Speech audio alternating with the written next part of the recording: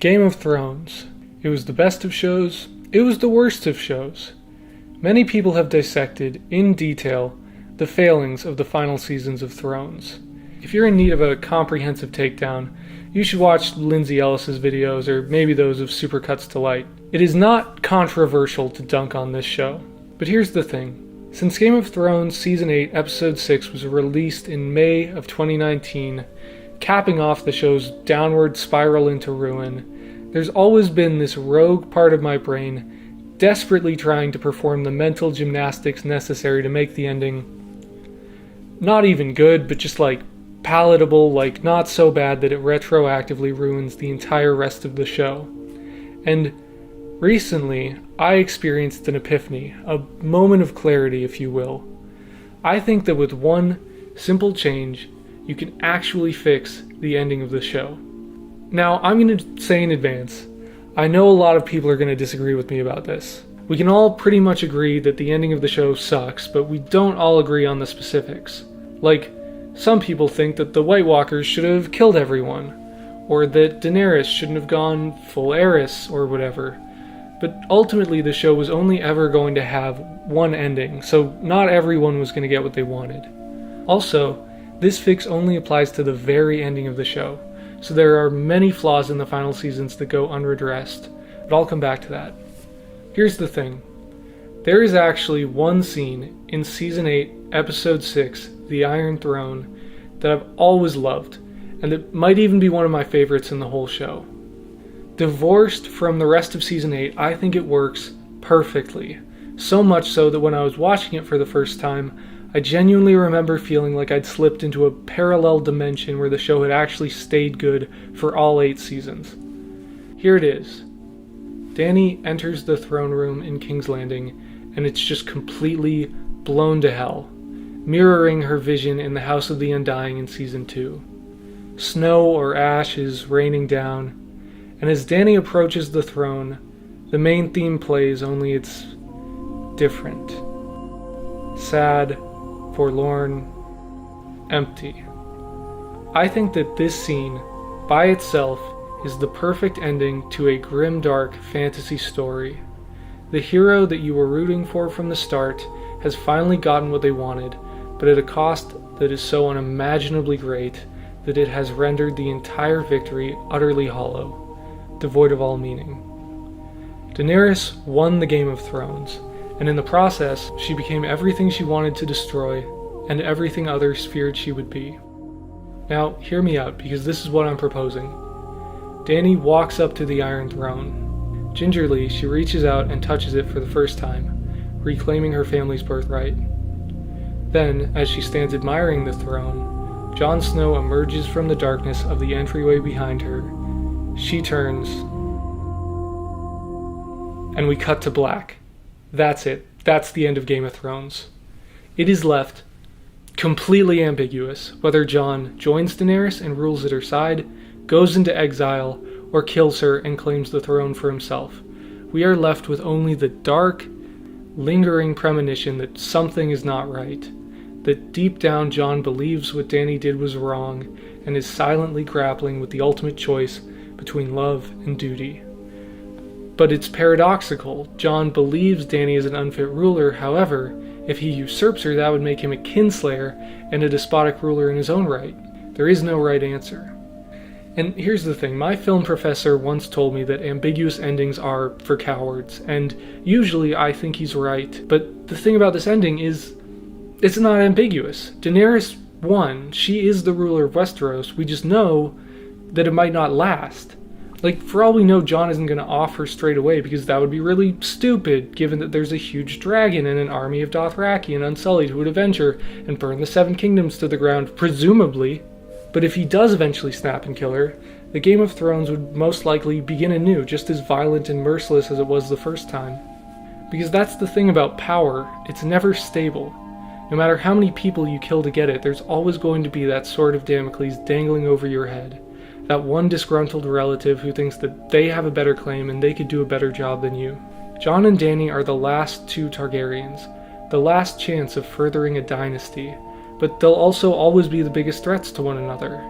The result of this could be an unbreakable stalemate where both want the other gone but need them as a source of legitimacy, a song of ice and fire, if you will. Combined, they have one dragon and one throne.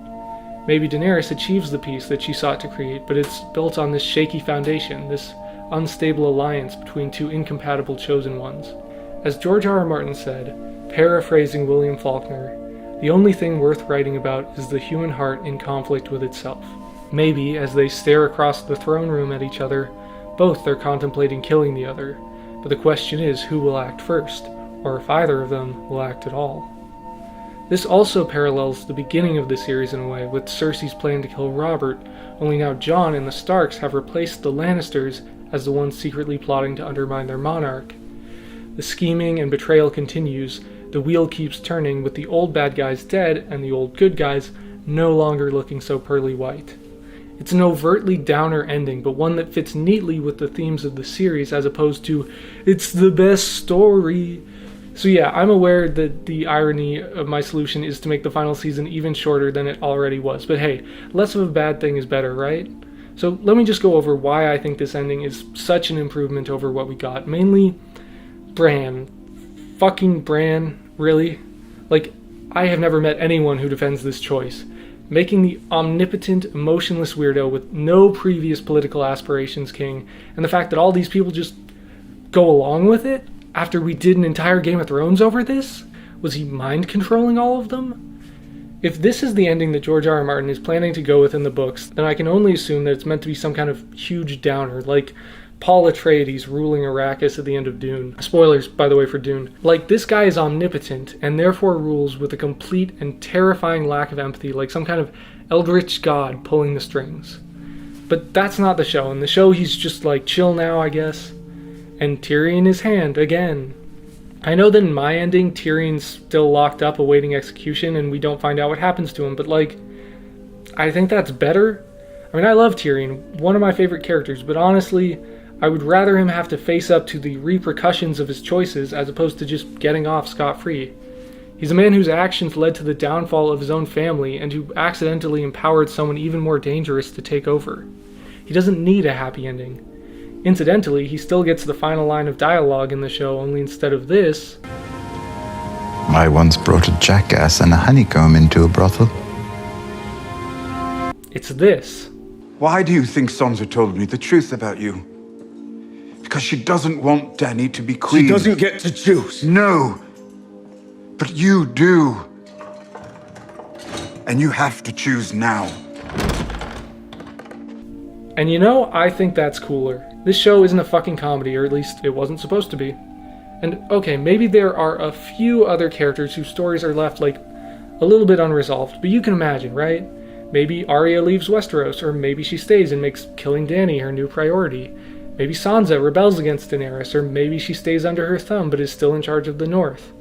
Side note, I think Sansa's arc works a lot better if you just, like, acknowledge that she's basically become a villain. I mean, I'm no Sansa hater, genuinely, but at the end of the show, I mean, she literally is Cersei Lannister, down to the torturing her enemies for fun, always putting her own family first, and arbitrarily mistrusting other women in power. She fully became the thing that she hated, and I love her for that, but like, anyway, my point is, it's better to leave these characters' fates unknown than just haphazardly wrapping everything up with a stupid where are they now montage just to tie up loose ends. That's like ending a story with an ellipses instead of a period. It's so lame. I don't know how George R. R. Martin plans to end the books, but it won't be with a fucking montage. This ending also keeps things rooted in Daenerys' point of view, letting her end the series in a state of tragic, somewhat naive grandeur instead of, as Lindsay Ellis would say, dying like a dog. After all, even if the cost was high, she did win. Emilia Clarke said she stands by Daenerys, and you know what? So do I. So what if she did a few crimes against humanity? These things happen. Maybe she was just getting it out of her system. Maybe Jon and Tyrion are the real villains. Okay, but does this ending change fix all of the problems with the later seasons of Game of Thrones? No. No, definitely not. But I do think it makes a rewatch a little bit more palatable because you can at least imagine that despite the overall series having a slight dip in quality, it still managed to stick the landing and end on a high note, or at least a suitably depressing one. I should also acknowledge that if this was the ending we initially got, fans probably would have rioted. I mean, historically, people do not like unanswered questions in their prestige television finales, and there probably would have been petitions and or theories of a 9th season. Still, in retrospect, for all the reasons I've just discussed, I think this ending is just all around classier and unsatisfying in a sort of more satisfying way. So hey, maybe on a rewatch, just skip the last 45 minutes of the last episode. You might like it better. I know I do.